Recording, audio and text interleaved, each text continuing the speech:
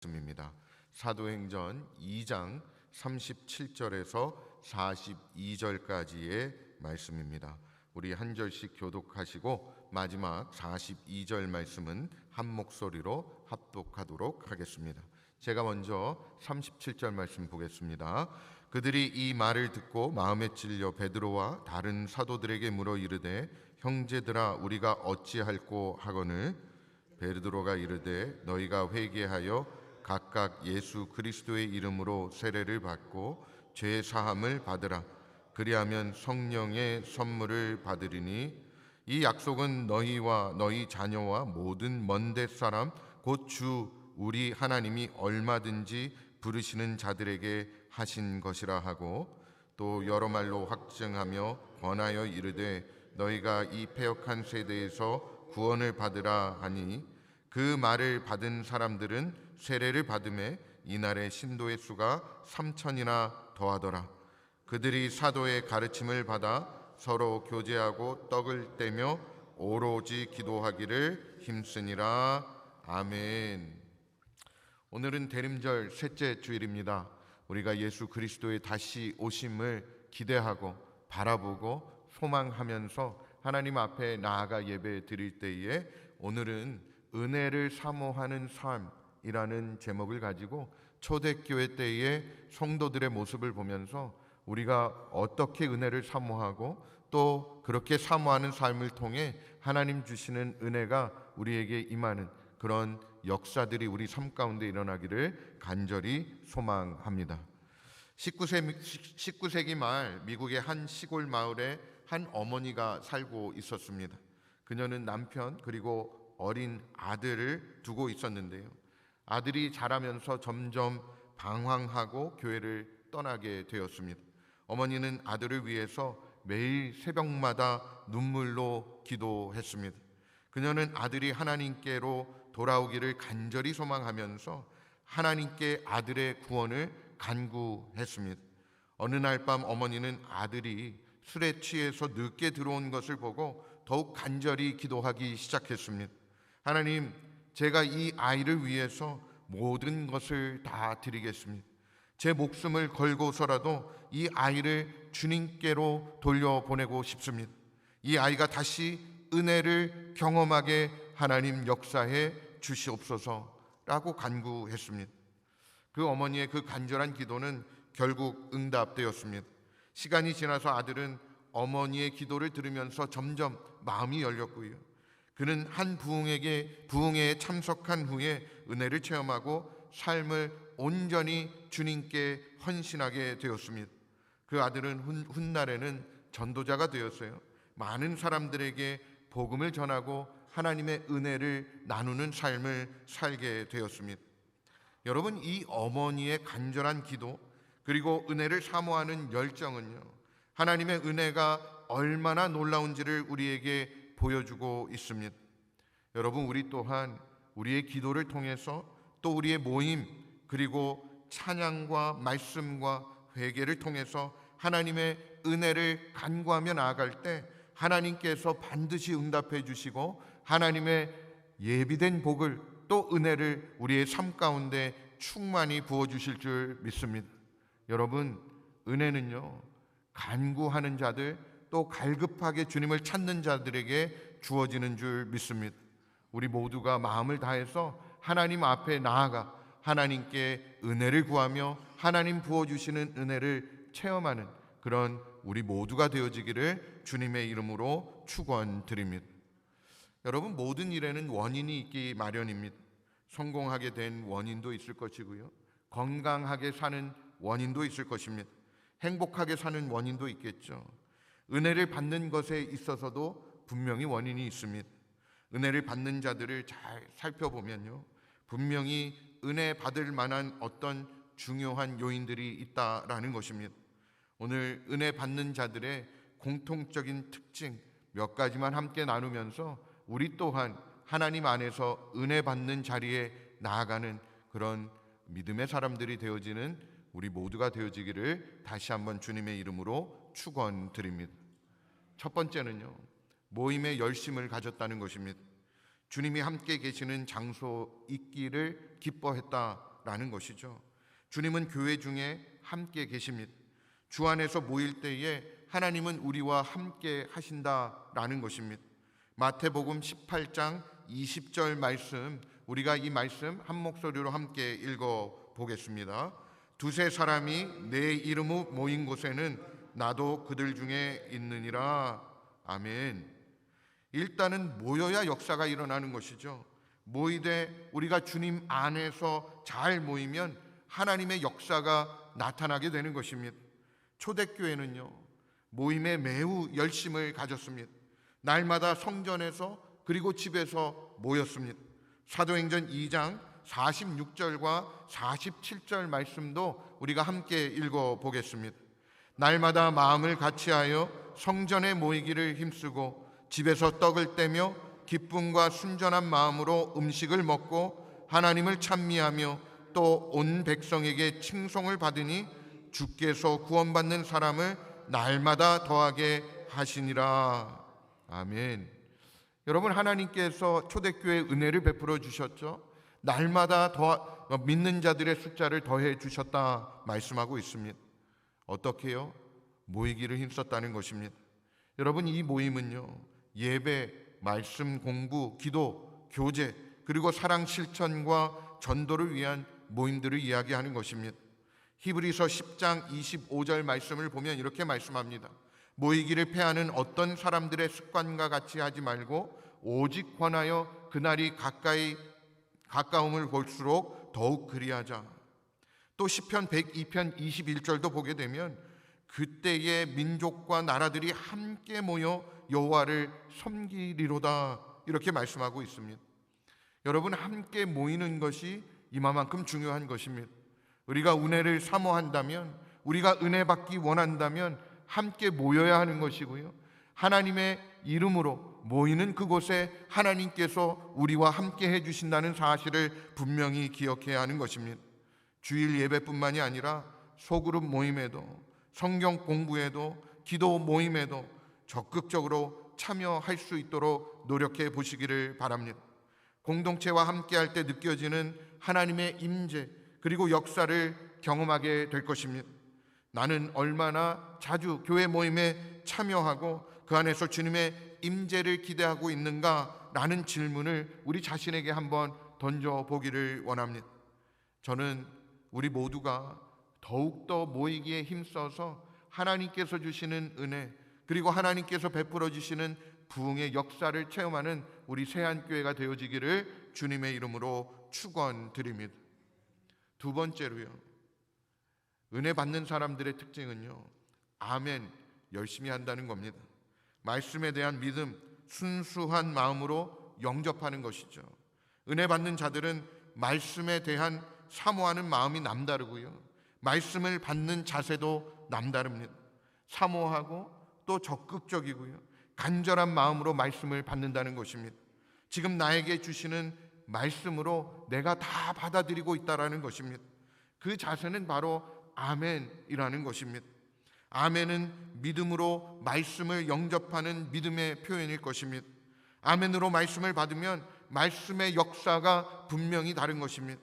마리아가 천사를 통하여 일러주시는 말씀에 아멘으로 화답하였죠. 천사가 하나님의 모든 말씀은 능하지 못하심이 없느니라 라고 말하자 마리아는 화답하기를 주의 여종이오니 말씀대로 내게 이루어지이다 라고 화답했습니다. 이는 바로 아멘, 믿습니다 라는 의미 아닙니까? 그 순간에 말씀이 육신이 돼서 마리아의 몸속에 예수 그리스도께서 잉태된 것을 우리는 너무나 잘 알고 있습니다. 마태복음 9장 23절과 24절의 말씀을 보게 되면 귀신 들린 아들의 아버지의 이야기가 나옵니다. 주님께서 할 수 있거든이 무슨 말이냐, 믿는 자에게 능치 못할 일이 없느니라 라고 말씀하시자 내가 믿나이다 라고 소리를 지르며 간구하는 것이죠. 바로 아멘, 주님의 말씀이 내 삶 가운데 이루어질 것입니다 라고 반응했던 것입니다. 이로 인해서 아들 안에 있던 귀신을 쫓아낼 수 있었습니다. 여러분, 아멘 반응하는 것은요, 말씀이 내 안에 흥왕되게 하는 것이고요, 권세를 발휘하게 하는 겸손한 마음의 자세이기도 합니다. 말씀이 내 안에 흥왕되고 권세를 발휘할 수 있도록 말씀 앞에 아멘으로 화답해 보시기를 바랍니다. 여러분, 아멘이라는 말은 아무나 잘 안 됩니다. 말씀 앞에 겸손해야 되고요, 어린아이와 같이 순수한 마음으로 또는 가난한 심령으로 말씀을 사모해서 받아야 아멘이라는 말이 나오는 것입니다. 여러분, 내가 겉으로든지 속으로든지 하나님의 말씀에 아멘으로 화답하면서 적극적으로 하나님의 말씀에 반응해 나아갈 때 하나님의 은혜가 우리 삶 가운데 이루어지게 될 줄 믿습니다. 여러분, 이 말씀을 우리가 어떤 자세로 받느냐에 따라서 그 말씀의 능력이 우리의 삶에 나타나느냐 안 나타나느냐가 결정되어지는 것이죠. 여러분, 말씀을 들을 때마다 겉으로든 밖으로든 아멘으로 화답하시고 말씀을 삶에 실천할 결심을 하는 그 습관을, 그 태도를 훈련해 보시기를 바랍니다. 말씀 안에서 적어도 한 가지라도 오늘 내 삶에 적용할 적용점들을 찾아보시고 이를 실천하는 습관을 가져야 하는 것입니다. 나는 말씀을 들을 때 진심으로 내 마음에서든지 겉으로든지 아멘으로 화답하면서 하나님의 말씀을 내 삶에 적용하려고 노력하고 있는가, 내 자신을 돌아보면서 하나님 앞에 은혜 받는 자리에 나아가는 저와 여러분 되어지기를 주님의 이름으로 축원드립니다. 세 번째로요, 은혜 받는 사람들의 특징은 열심으로 찬양한다는 것입니다. 기뻐하며 감사함으로 힘을 다하여 찬양하는 것입니다. 우리가 하나님을 섬기는 일에 있어서도 하나님께서 기뻐하시는 일이라면 무엇이든지 그것에 푹 빠져서 열심으로 해야 하는 것 아닙니까? 히브리서 13장 15절 말씀을 보면 그러므로 우리는 예수로 말미암아 항상 찬송의 제사를 하나님께 드리자. 이는 그 이름을 증언하는 입술의 열매니라. 이렇게 말씀합니다. 다윗은요, 찬송으로 하나님을 기쁘시게 했고요, 찬송으로 악령도 쫓았고 찬송으로 승리하는 삶을 살아갈 수 있었습니다.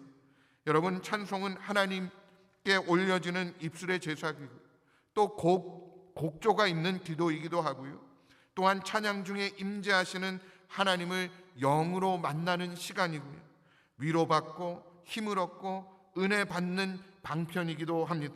그러므로 우리는 믿음으로 찬송을 힘차게 해야 하는 것입니다.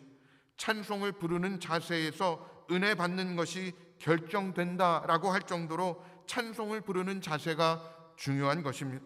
감사와 기쁨으로 찬송하고 또 박수도 치면서 찬송할 수 있어야 하는 것이죠. 하나님께 어린 아이의 자세로 찬송하며 나아갈 때 주님을 기쁘시게 하는 것이고 은혜 받는 좋은 자세가 되어지는 줄 믿습니다. 여러분, 찬양할 때 마음을 다해서 감사와 기쁨으로 찬양하십시오.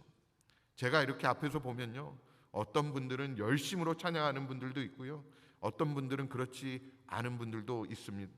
여러분, 열심으로 내가 하나님의 이름을 찬양하며 나아갈 때 그 찬양 속에 주님을 만나고 그러므로 말미암아 하나님 주시는 은혜가 우리 심령에 깊숙이 다가오게 될 줄 믿습니다. 여러분, 찬양을 할 때에 마음을 다해 감사와 기쁨으로 찬양하십시오. 찬양 중에 하나님을 만나는 그 체험을 기대하면서 찬양에 더욱 집중해 보시기를 바랍니다. 내가 찬양할 때 내 마음과 영이 진정으로 하나님께 집중되어지고 있는지, 찬양을 통해 하나님과 깊은 교제를 나누고 있는지 깊이 한번 생각해 보면서 나는 어떻게 하나님을 찬송하고 있는가 돌아보고 찬송의 열심을 통해서 하나님께서 주시는 은혜를 충만히 받는 저와 여러분 되어지기를 주님의 이름으로 축원드립니다. 네 번째, 은혜 받는 사람의 특징은요, 기도를 열심히 한다는 것입니다. 초대교회 성도들은 성령의 은혜를 받기 위해서 오로지 기도에 열심을 가졌다라고 오늘 본문 말씀에 말씀하고 있습니다. 그들은 기도하는 일에 전념했습니다. 그리고 열심히 부르짖으면서 간절하게 주님 앞에 기도했습니다. 예레미야 33장 3절 말씀 우리가 한 목소리로 함께 읽어보겠습니다. 너는 내게 부르짖으라. 내가 내게 응답하겠고 내가 알지 못하는 크고 은밀한 일을 내게 보이리라.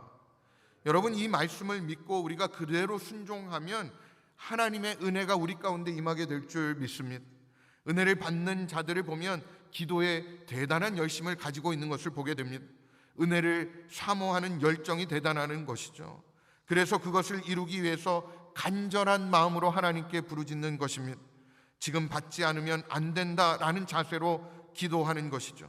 지금 반드시 은혜를 받고야 말겠다는 신념과 믿음으로, 간절함으로 기도해 보시기 바랍니다. 생명을 걸고 기도할 때 하나님 주시는 은혜가 우리 가운데 임하게 될 것입니다. 여러분, 기도 시간을 한번 늘려보시고 깊은 기도를 해 보십시오. 특히 하나님과 개인적으로 만나는 시간을 정해놓고요, 하나님 앞에 간절히 기도해 보십시오. 나의 기도는 얼마나 간절하고 또 진지합니까? 하나님의 응답을 기대하며 기도하고 있는지 내 기도를 한번 돌아보면서 내가 하나님과 만나는, 또 하나님과 대화하는 그 기도의 기쁨과 감격 그리고 은혜가 있기를 주님의 이름으로 축원드립니다. 마지막 5번째로요, 은혜 받는 사람들의 특징은 회개를 잘한다는 것입니다. 관계 소통이 잘 되어야 은혜가 빨리 그리고 크게 임하게 되는 것이죠. 성령님이 거하시는 마음 성전, 또 육체 성전을 청결하게 하는 것은 성령님을 잘 모시려고 하는 마음일 것입니다. 그러니 성령님이 우리 안에 기뻐하시도록, 정말 좋아하시도록 내 자신을 깨끗하게 해야 한다는 것입니다. 깨끗한 심령에 성령의 충만한 역사 그리고 능력의 역사가 나타나게 될 것입니다. 사도행전 2장 38절 말씀 우리가 함께 읽어보겠습니다.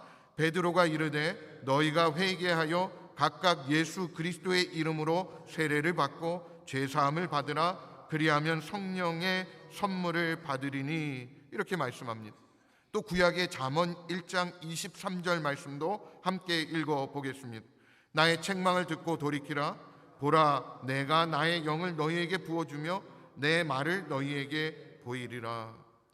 이 신약의 말씀과 구약의 말씀에서 볼 수 있는 것은 하나님 앞에 내 죄를 내어놓고 회개할 때에 하나님의 영을, 성령을 우리에게 부어주시겠다 약속하고 있다라는 것입니다. 이만큼 회개가 중요한 것이죠. 깨끗한 심령에 하나님께서 은혜 주시고 성령 충만의 역사를 우리에게 허락해 주실 줄 믿습니다. 매일 회개 기도 시간을 통해서 내 삶을 돌아보고요, 하나님과의 관계를 재정비해 보십시오. 잘못된 습관이나 죄를 고백하면서 청결한 마음으로 우리는 하나님 앞에 나아가야 합니다. 그렇게 해야 우리 가운데 은혜가 임하는 것입니다. 나는 얼마나 자주 내 삶을 돌아보면서 회개하는 시간을 가지고 있는지, 성령님께서 내 안에서 자유롭게 역사하실 수 있도록 내 마음을 지금도 정결하게 유지하고 있는지 내 삶을 돌아볼 필요가 분명히 있는 것입니다. 여러분, 은혜 받는 사람 특징 5가지를 살펴보았는데요, 한마디로 하면 열심을 내야 한다는 것입니다. 신앙생활 적당히 해서는 되는 것이 아니고 열정을 가지고 전심으로 하나님 앞에 나아가야 하는 것입니다. 적극적인 자세를 가지고요, 여러분의 삶이 또 우리의 삶이요, 하나님의 은혜로 넘쳐나고 이를 통해서 주변에 하나님의 사랑과 은혜를 그리고 복음을 전하는 통로가 되기를 간절히 소망합니다. 은혜를 사모하는 삶을 통해 하나님의 충만한 은혜를 체험하는 축복이 우리 모두 가운데 있기를 다시 한번 주님의 이름으로 축원드립니다. 기도하겠습니다. 하나님, 감사합니다. 오늘 주님 앞에 나와 예배드리는 우리 모두 가운데 하나님 은혜를 사모하는 마음을 허락하여 주시옵소서. 하나님, 그래서 우리 모두가 하나님께서 베풀어 주시는 은혜 가운데 나아가게 하여 주시고, 하나님 말씀을 통해 또 우리가 기도하는 가운데에 또 우리가 하나님 앞에 나아가 회개하며 하나님 주님 안에서 모임을 통해서 하나님 주시는 은혜를 체험할 수 있도록 하나님 역사해 주시옵소서. 하나님, 우리 세안교회가 은혜 가운데 나아갈 수 있도록 인도해 주시고, 이제 새롭게 시작되어지는 2025년 한 해 동안 은혜를 충만히 받는 우리 모두